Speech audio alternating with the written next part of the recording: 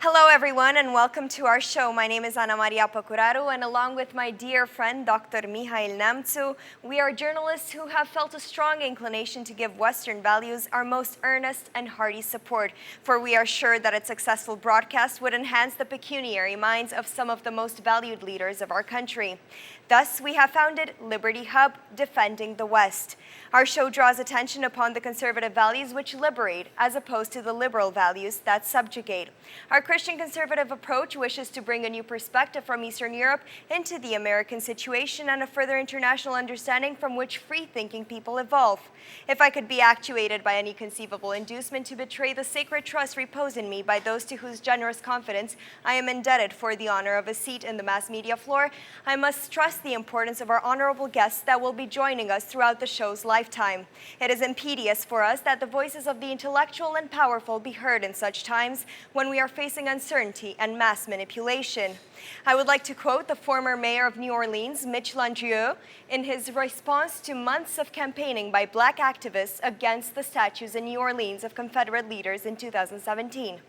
Anything less would render generations of courageous struggle and soul-searching a truly lost cause. Anything less would fall short of immortal words of our greatest president, Abraham Lincoln, who with an open heart and clarity of purpose calls on us today, across the ages, to unite as one people when he said, "With malice towards none, with charity for all, with firmness in the right as God gives us to see the right. Let us strive on to finish the work we are in, to bind up the nation's wounds, to do all which may achieve and cherish a just and lasting peace among ourselves and with all nations." With these being said, I would like to give the floor to my dear friend, Dr. Mihail Neamtu, a rooted citizen in the Eastern European ethos and a true Trump supporter. Mike, tell us a little bit about yourself. I see that you are very much fired up by this introduction. Very moving. Thank you very much for this superb framing of our conversation. I really do believe that Eastern European intellectuals, maybe diplomats and politicians, have something to say about the struggle for our Western civilization. Because in the light of the recent events, such as like the destruction of the statues, destruction of Winston Churchill's statue in London, I'm afraid, how would you put it, like desacralization of national symbols in America, we have to say something about what's going on. Why?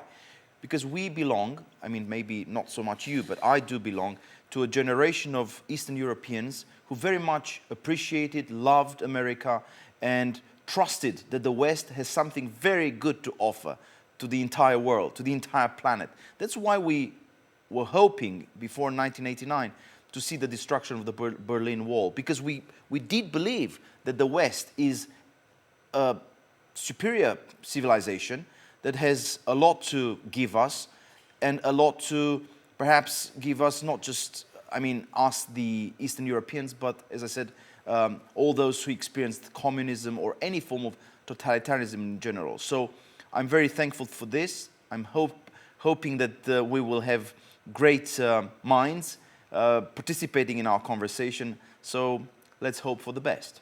Thank you so much. I'm very excited about this new opportunity for sure. I would like to delve in directly to the subject and tell me, what do you think are the Western pillars of the Judeo-Christian civilization? Well, many philosophers and historians have tried to pin down, as it were, the identity of the West by looking at different institutions, for instance, like the family. Obviously, we in the West have been shaped by the Judeo tradition, by the Judaic tradition, I mean by the Hebrew tradition. We were taught by our ancestors to respect the family because it's the place where life takes place, right? So in order to preserve the sanctity of human life, you have to preserve the sanctity of the human family by and large, and of the Christian family in particular. So family is an important, sacrosanct even institution which the West has built upon.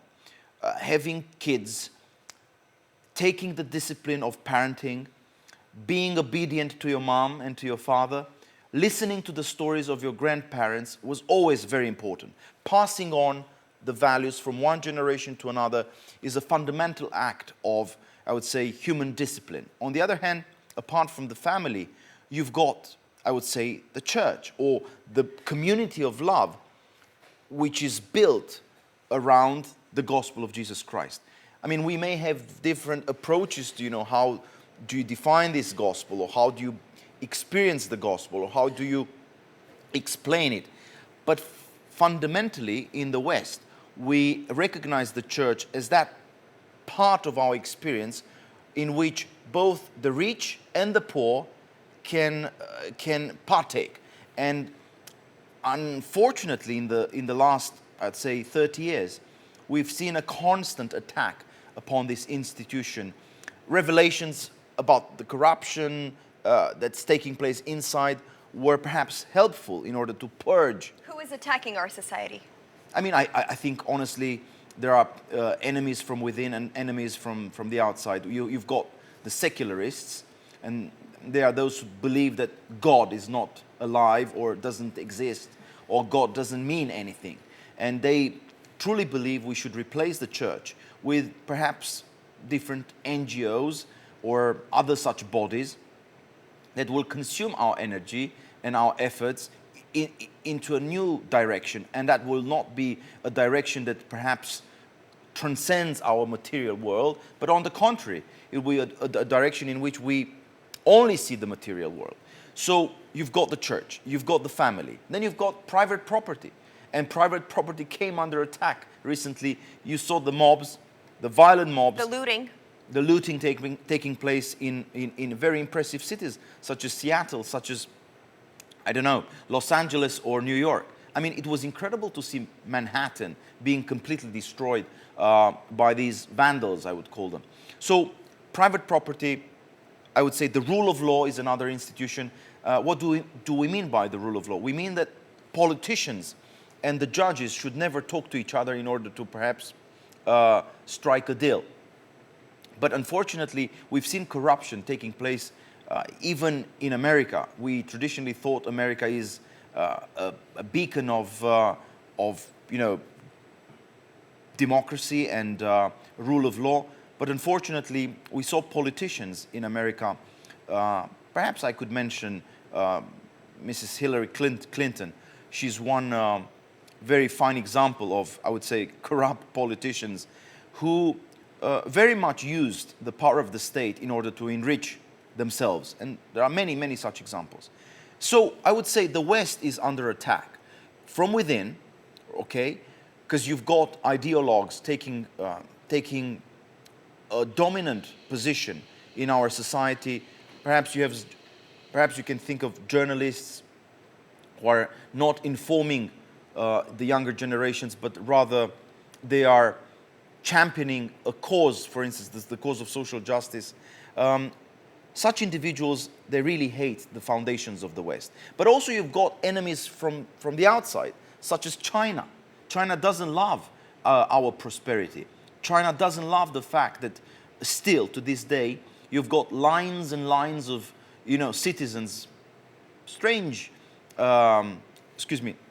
citizens, that is, people who do not have an American citizenship, but who want to have one, or people who just want to travel to America. We are broadcasting this from Bucharest, and you can very easily see there are queues, lots of queues of people who want to get a US passport, but they never queue or they never want to go to China. So obviously China is envious for the success of the West and for the success of America in general. This is one external enemy. Apart from China, who is I would say, a competitor, but also a dictatorial force, you've got radical Islam. Radical Islam is, unfortunately, still alive because perhaps of the COVID-19, because of the medical problems we faced. We have not seen in the recent past, in the last 6 months, any terrorist attack. However, we know that perhaps starting with 2004, at least in Europe, with the attack in Madrid, then later on with the attacks taking place in London, in Paris, in, I would say, also Berlin, and Munich, many jihadists have shown the fact that they hate our world. And finally, I would say, apart from China, apart from radical Islam, you've got, I have to say, Russia. Russia doesn't really like the fact that the West is very powerful economically, at least, and they are trying to use the old tactics, that is, to divide the European Union and to divide America from Europe on the one hand, and at the same time to conquer, ideologically at least, parts of our population. I would like to take a look at President Trump now, because he is the leader, let's say, of our show. Well, he's the arch enemy of sure. of many liberals, of many progressives, of many secularists. He's also the arch enemy of the Communist Party in China. And I think it's very important to stress that 2020 is a critical year, not just because we have elections taking place in America, but because Trump, Mr. Trump, Donald Trump, by being re-elected, could still preserve the treasures of the West in a way in which I think no democratic candidate would be able to do so. I believe the same thing, and I think it's very important that we will also be broadcasting up until the elections, so everyone who is watching us can stay tuned. We certainly need your energy and your focus on the elections. Well, I would like to take a look at the pivotal speech that defined, let's say, the beginning of President Trump's career, the Warsaw speech. How would you comment on that? Well, I would say that as an Eastern European, I was very, very, very pleased. And before I make a substantial commentary on Trump's speech in Warsaw, I want to say that just the mere fact that he visited Eastern Europe was very powerful. I mean, for me, to see an American president, any American president, visiting Eastern Europe is an important, I would say, message that tells us that America has never forgotten the sacrifices made by millions of Eastern Europeans during or under communism. And if I may add, Yeah. you saw how he was treated when he got there. Everyone supported him. The whole Poland was in agreement with him, and it was an emotional scenery even for him that many politicians even refer to as today. Can we also mention the fact that Melania Trump is also from Eastern Europe? Of and that course. the first wife of Mr. Trump was also from Eastern Europe? Yes. So it seems there is Ivanka. a kind of, I would say, natural connection. Mr. Trump heard stories about communism from his relatives, right? He has a German background, you know, when it comes to it. I think when he was very young, he understood from his father the tragedy of both Nazi Germany and communist Germany. He was born, I think, in 1942, Mr. Trump. And so he saw the destruction of Eastern Germany by the communists in the 40s, late 40s and mid-50s. He's got the second connection to Eastern Europe through his first wife and then through Melania Trump. And I have to say one thing, perhaps you didn't know about this, but Ivanka Trump and Eric Trump and Donald Trump, Jr., they visited Czechoslovakia in the 80s, and they were very young. They were like 9 or 10 years old. And when they went back to New York, they realized how lucky they were not to be asked to live in a country like Czechoslovakia or like Romania or like Poland. Now, you know, 40 years down the road, what is the political significance of the Warsaw speech? I would say that there are three firm pillars standing today between the United States and Eastern Europe. You've got Poland, right? The Baltic states, and our country. We are broadcasting from Bucharest, and that's Romania. These three important allies of the United States, they create a north-south cordon sanitaire against the Russian encroachment, but perhaps also against the Chinese encroachment, which we are recently witnessing. At the same time, our countries, our societies, including Poland, seem to be immune to this anti-American posture of some West European elites. Think of Emmanuel Macron. For the past 20 years, together with many other leading pro-American politicians, businessmen, and journalists in this part of the world, I myself have been on the front lines of public debate in the constant ideological, political, and philosophical war to encourage my country and my friends from America to fully embrace the Western values. This is particularly important today in terms of assuring that Eastern European nations such as Romania, Hungary, Bulgaria, Poland again, and the Baltic states, they uphold democratic standards and they also respect the rule of law. There are areas in which we must draw inspiration from the United States. After all, the United States was built on this amazing document called the Constitution. What we are seeing today in Europe, in general, is this pervasive cronyism, slowly corroding our fragile foundations. This corruption, which is not just national but also international, is taking place despite the fact that our countries enjoy a positive relation with international partners. We've got to do more. And despite the strong natural attraction of the people in these countries to Western and particularly American values, we are seeing, as I said, China becoming more and more interested in our part of the world. I yesterday visited Constanța and at the Black Sea shores, and obviously there's a very great interest from China in seizing perhaps this port from the Black Sea as a strategic move, which we have also seen or watched in Greece. Now, Mr. Trump, when he gave that speech in Warsaw, was very much aware that Romania is a country which plays a critical role in defending the eastern frontiers of NATO. Romania and Poland are two pivotal regional powers that cherish publicly the Judeo-Christian values. Think of John Paul II, for instance, or think of the many, many Christian preachers and priests who survived the communist gulag in this part of the world. The peoples of our Eastern European nations are very fond of individual liberty. They have personally survived the traumas of the communist totalitarianism, while their ancestors, and I think here of my grandfather, for instance, had a first-hand experience of either the Ottoman rule or the Russian autocracy. These encouraging signs give us hope that the rampant corruption of the political class in our countries may one day come to an end. It's perhaps my generation's task to end this corruption and fully ally our efforts in a partnership, in a transatlantic partnership with the United States. Unlike in the early years of Eastern Europe's partnership with NATO, the challenge now is not to create democratic institutions, we've got them, but to prevent, as I said, the erosion, the slow erosion of democracy. It is an ideological war that is waged within the countries of NATO, and we have to be aware of it.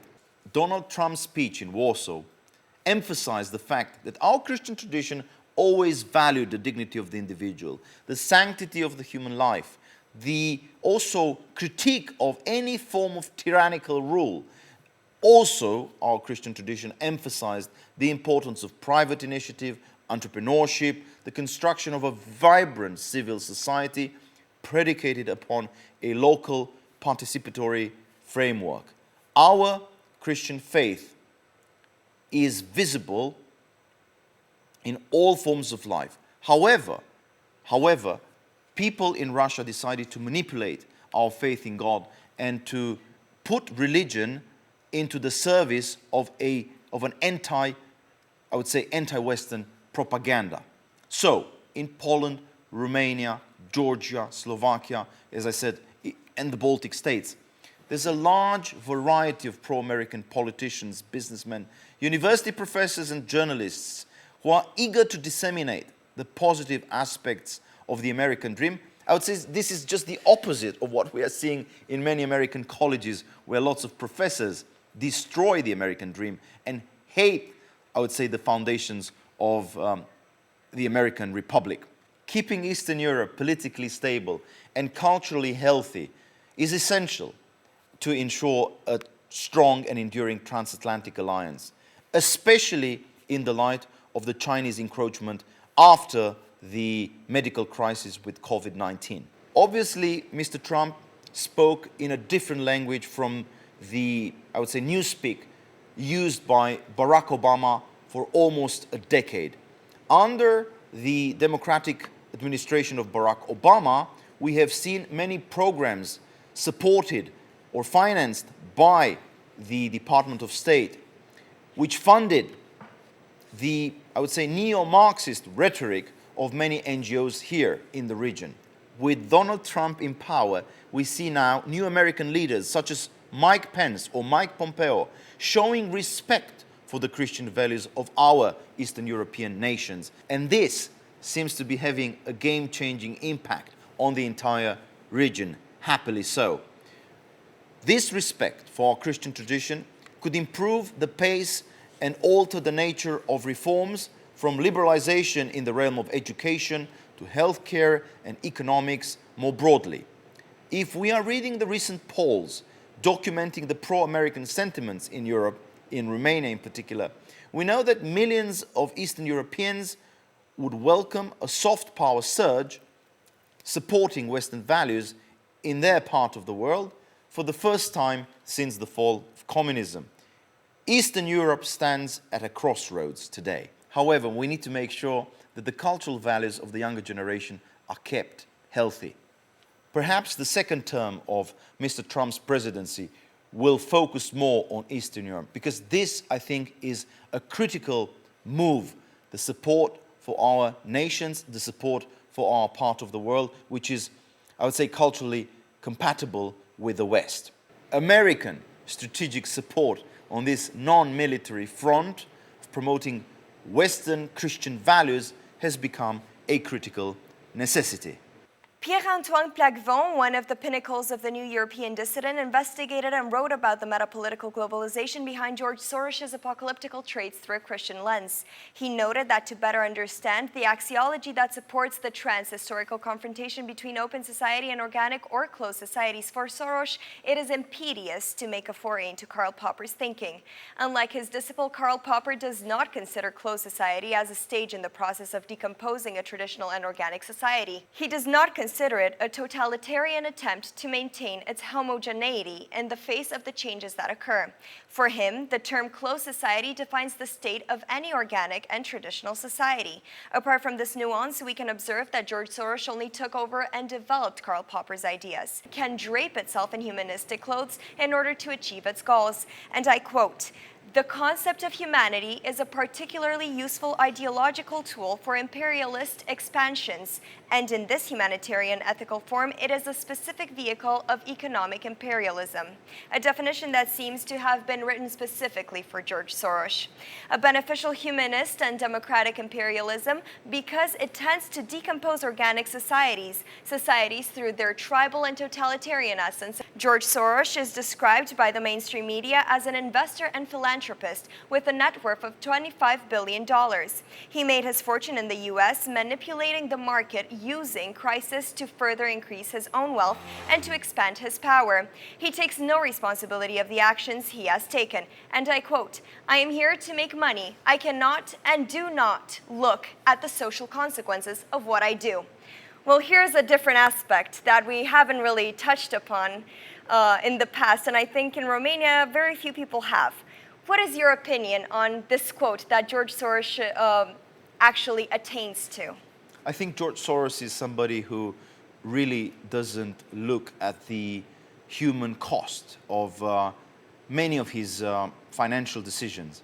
If you consider what he did in England, for instance, with the currency there, with the sterling. If you also consider what he did, I think, in parts of Asia, such as Malaysia, I think, Thailand, he's very much hated there. He basically manipulated the currency so that he could profit from it. Later on, with the money he gained through such manipulation of currencies, he managed to buy, I mean literally buy, I would say, the minds and the hearts of some influential politicians. In the past, I've seen that the open society was used to boast about the fact that about 250 MPs, members of the European, MEPs, that is, members of the European Parliament, were very close to Soros's philosophy. But also in our part of the world, that is Eastern Europe, Soros has invested a lot of money in order to make friends. Obviously, I think it's very dubious when you basically impoverish millions of people in Asia, for instance, yeah? Just take the example of Thailand or Malaysia. And then with the money you have gained from impoverishing some, as I said, millions of people there, you come in a, I would say, sort of decent area of the world, that is Eastern Europe, and with not so much money, with maybe less than, I would say, $200 million, you make sure you create a network of supporters. Now, this is what his strategy looks like. What is his philosophy? I was very impressed, by the way, with the very deep analysis that you've provided us with of the relationship between Karl Popper and Soros. Who was Karl Popper? Karl Popper was somebody who studied science in the 1930s in Vienna and London.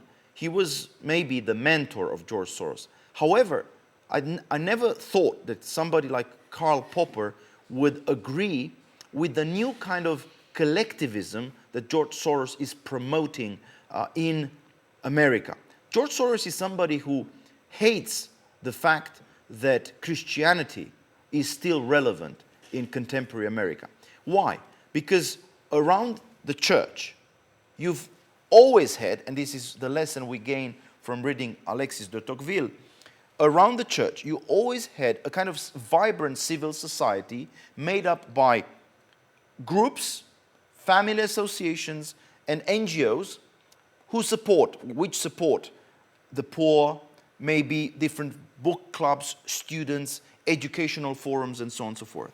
The fact that the church had such a long-lasting influence upon the Christian church, upon the traditional American society is something that very much bothers Soros.